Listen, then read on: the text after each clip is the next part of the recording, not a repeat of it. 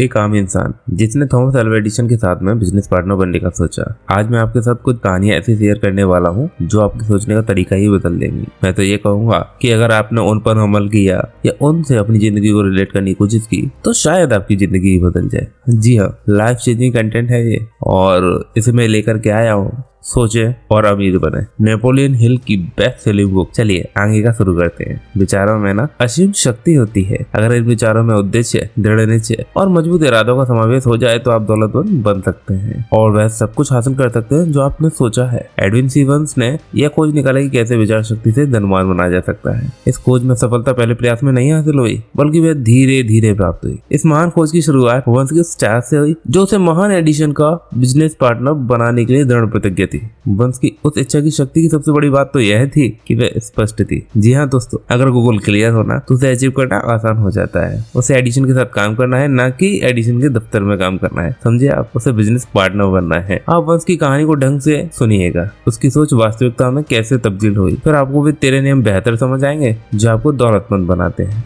जो वंस के मन में यह विचार पौधा तब वह इस हालत में नहीं था कि वह इस पर कोई कदम उठा सके। उसके रास्ते में दो चुनौतियां थी। पहली यह है कि एडिशन से उसकी कभी मुलाकात ही नहीं हुई, ना ही एडिशन उससे जानता था। दूसरा यह है उसके पास रेल का भाड़ा देने का इतना पैसा नहीं था कि वह ऑरेंज न्यू जर्सी तक पहुंच सके। ये चुनौती इतनी पर्याप्त होती थी कि अधिकतर व्यक्ति के आत्मविश्वास को डगमगा दें और उनकी सोच यहीं पर दम तोड़ दें।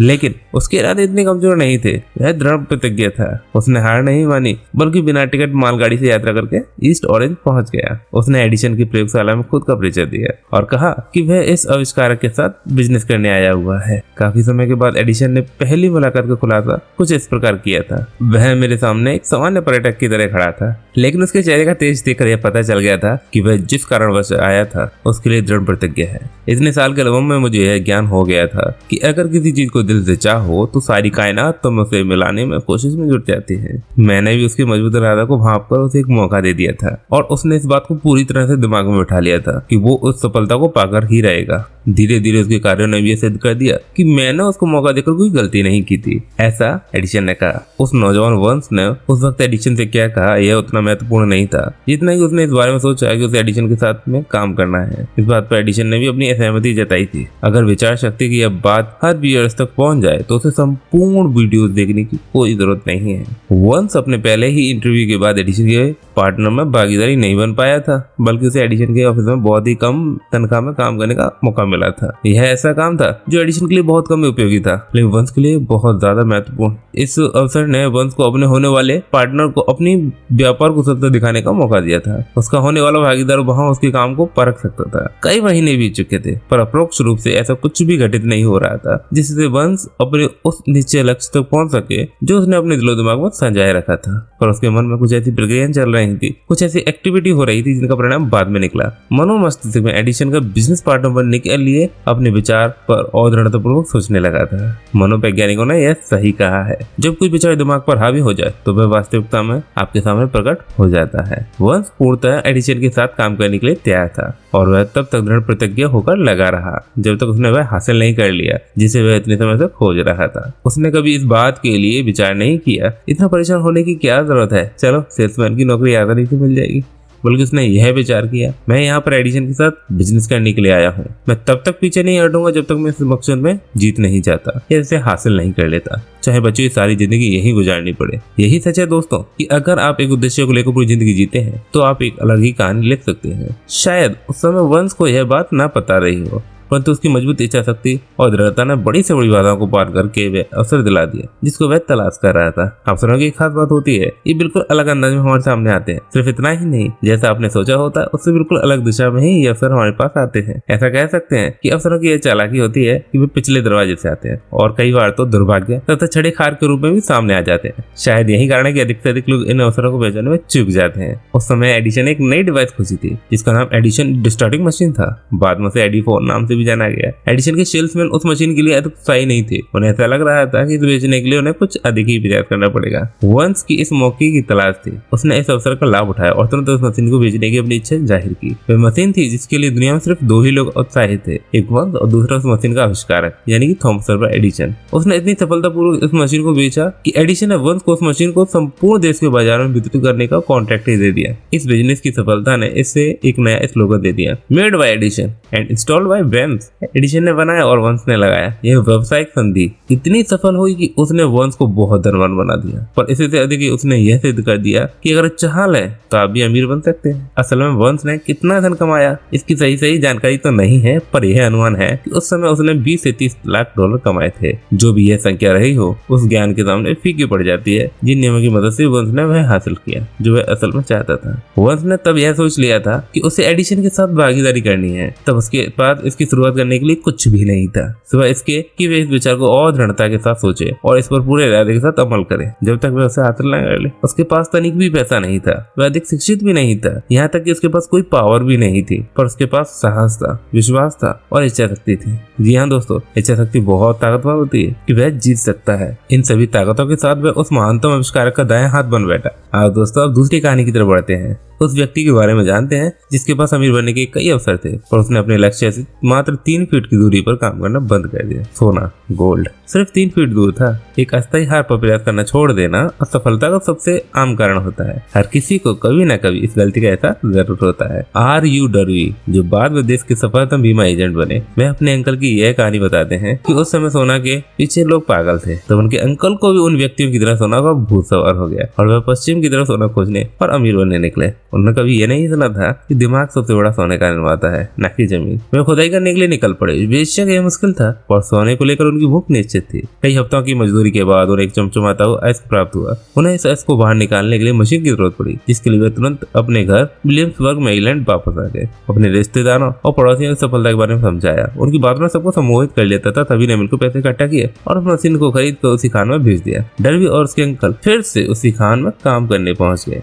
जब उस चमचमाती धातु की पहली खेप गलाने और शुद्धिकरण के लिए भेजी गई तो उसका परिणाम देखकर उन्हें इस बात का विश्वास हो गया कि कोलाइड की सबसे बड़ी खान उनके पास ही है। उनकी उम्मीदें तूफान की तरह दिन प्रतिदिन बढ़ती ही जा रही थी। तभी अचानक कुछ ऐसा हो गया कि वह सोना की खान में सोना ही गायब हो गया। वे अवसाद और निराश के चरम पर पहुंच गए। उन्हें उस खान में कहीं सोना दिखा ही नहीं। वह उस सिरा को पाने के लिए कुछ प्रयास किए, पर सफलता हाथ न लगी और लास्ट में उन्होंने उस मशीन को बेच देने का निर्णय ले लिया। उन्होंने एक कबाड़ी को सिर्फ कुछ $100 में उस मशीन को बेच कर घर वापस आ गए। सुना होगा कि कुछ कबाड़ी सच में बेवकूफ होते हैं, लेकिन वह व्यक्ति उनमें से एक नहीं था। उसने दिमाग लगाया और खनन इंजीनियर को उस खान दिखाने के लिए बुलाया। उसने यह देखकर अनुमान लगाया कि सोना का सिर्फ 3 फीट नीचे पाया जा सकता है, जहाँ से डर्वी और उसके अंकल ने खुदाई रोक दी थी। वास्तविकता में हुआ भी वही। वह कबाड़ी उस खान से निकले अश्क की वजह से करोड़पति बन गया था, क्योंकि वह जानता था कि किसी कार्य को छोड़ने के पहले किसी विशेषज्ञ का मशवरा लेना जरूरी होता है। उस मशीन की खरीदने के लिए रिश्तेदारों और पड़ोसियों से पैसा लिया गया था, जिसका भुगतान डर्वी ने किया था, क्योंकि उन लोगों को उस नौजवान पर विश्वास था। डर्वी को उस मशीन का सारा भुगतान करने में कई बरस लग गए थे। इतनी हानि के होने के बाद भी वह इस गम से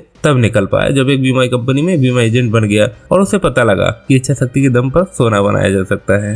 वह उस घटना को भूला नहीं था जिसने उसकी जिंदगी बदल दी। वह असीम दौलत से मात्र 3 फीट की दूरी पर प्रयास करना छोड़ दिया था। डर्वी को इस अनुभव से बहुत लाभ हुआ। उसे पता चल गया था कि किसी की ना का मतलब ना हो, यह जरूरी नहीं। उसने अपने कार्य को बीच में छोड़ने की आदत को हमेशा हमेशा के लिए छोड़ दिया था और उसने यह तय कर लिया था कि उसे कोशिश तब तक करनी है जब तक सोना ना निकल आए, यानी जब तक व्यक्ति हाँ ना कह दे। सफलता का रास्ता कुछ अस्थायी सफलताओं से होकर गुजरता है। अधिकांश लोग काम को बीच में एक ही असफलता के बाद छोड़ देते हैं। उन्हें पता होना चाहिए कि असफलता सिर्फ एक विलंब है, हार नहीं। लगभग 500 अमेरिका के सफलतम व्यक्तियों ने यह स्वीकार किया है कि उन्हें सफलता तब मिली जब हार उनके बिल्कुल नजदीक थी। असफलता इस मामले में बहुत चालाक है। वे लोगों के मन भटकाने के लिए अक्सर तभी आती है जब सफलता बहुत नजदीक होती है। आगे हम बात करते हैं दृढ़ता का 50%। जी हाँ, एक और नई स्टोरी दृढ़ता की। हार्ड नॉक्स विश्वविद्यालय से डिग्री लेने के कुछ दिनों बाद मास्टर डर्वी ने बीमा एजेंट के रूप में कार्य करना प्रारंभ कर दिया, शुरू कर दिया, क्योंकि उन्होंने सोना की खान वाले कांड से यह पता लग गया था कि जरूरी नहीं, ना का अर्थ ना ही है। एक दोपहर वे अपने अंकल की गेहूं पीसने वाली पुरानी मशीन मिल में बैठे हुए थे। उनके अंकल के पास बहुत जमीन थी, जिसके आसपास उन खेतों में काम करने वाले मजदूर रहा करते थे। डर्वी को बैठे हुए कुछ देरी हुई कि तभी धीरे से दरवाजा खुला और एक मजदूर की छोटी सी बच्ची अंदर घुस आई और दरवाजे के ठीक बगल में खड़ी हो गई। अंकल ने उसकी ओर देखा और बड़ी तेज घुर्राते हुए बोले, तुझे क्या चाहिए? उस बच्ची ने बड़ी मासूमियत से जवाब दिया, मेरी मम्मी ने अपने 50 सेंट मंगाए हैं, मैं नहीं दूंगा। अंकल ने चिल्लाते हुए जोड़ा। और उसमें जोड़ा कि दफा हो जाओ। लड़की ने कहा ठीक है, पर वह कहीं नहीं गई। फिर अंकल अपने काम पर लग गए।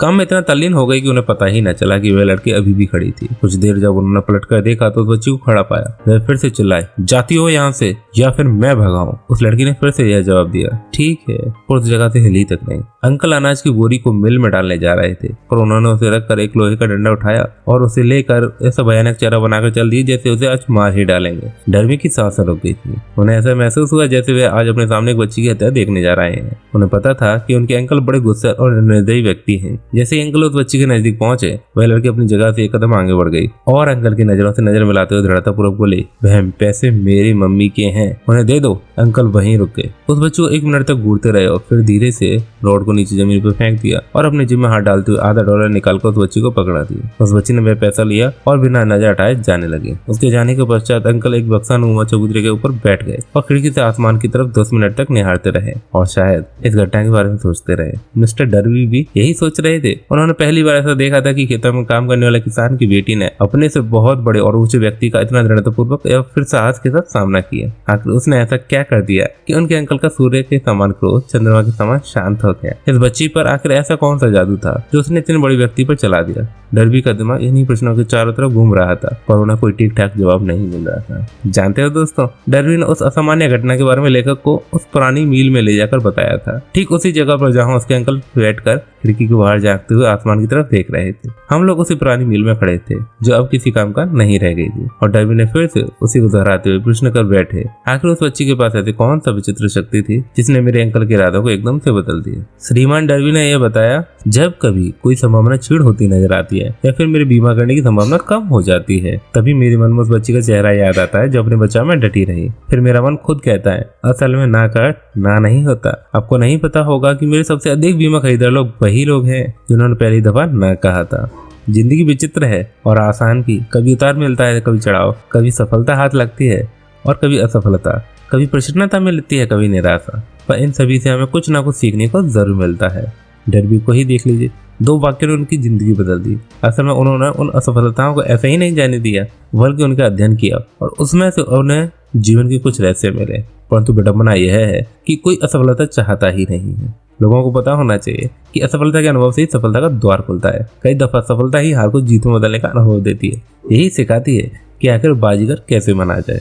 जहाँ तक मैं समझता हूँ, ये 2 कहानियाँ, किस्से, घटनाएं आपको बहुत कुछ समझाने में सक्षम रही होंगी और ये वीडियो सच में आपके बहुत काम कर रहा होगा। और इसी तरह की वीडियोस देखते रहने के लिए चैनल को सब्सक्राइब कर लीजिएगा। बेल आइकन का बटन दबाना मत भूलिएगा, जिससे कि अगला वीडियो आते ही आपको नोटिफिकेशन मिल जाए। मैं अंकित आपके सपनों को पूरी तरह सपोर्ट करता हूँ। और हाँ, हर बार की तरह एक बार फिर से हृदय की अनंत गहराइयों से प्रेम पूर्वक आप सभी का बहुत बहुत धन्यवाद।